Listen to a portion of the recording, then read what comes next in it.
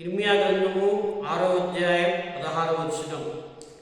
యెహోవా ఇలాగు సెలవిచ్చున్నాడు, మార్గములో నిలుచుడి, పురాతన మార్గములు కూర్చి విచారించుడి, మేలు కడుగు మార్గమేది అని అడిగి అందులో నడుచుకుడి, అప్పుడు మీకు నెమ్మది కలుగు అని ప్రభువైన దేవుడు సెలవిస్తున్నాడు. దేవుడి మాటను దీవించి ఆశీర్వదించుగాక.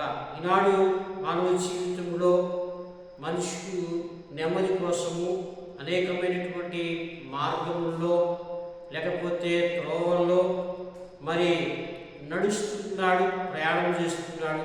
తనదైన పద్ధతిలో తనదైనటువంటి ఆలోచనలో తప్పిపోయిన గొర్రె ఏ విధంగా అయితే మరి నడుచుకుంటూ ఉందో అలాగే మనిషికి కూడా తప్పిపోయిన గొర్రెల వలె ప్రతి వాడు కూడా తనకి ఇష్టమైనటువంటి మార్గం ఎంచుకొని ఆ త్రోవలో మరి నెమ్మది పొందుతామని ఆశిస్తున్నాడు. కానీ మానవుని యొక్క మార్గంలో మరి నెమ్మది కలగకపోగా కష్టములు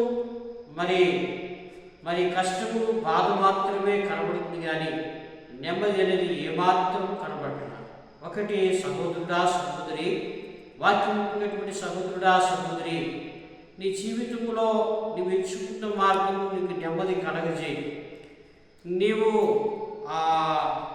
ఎన్నుకున్నటువంటి ఆ త్రోవ నీకు నెమ్మది ఏమాత్రం కలగజేయి.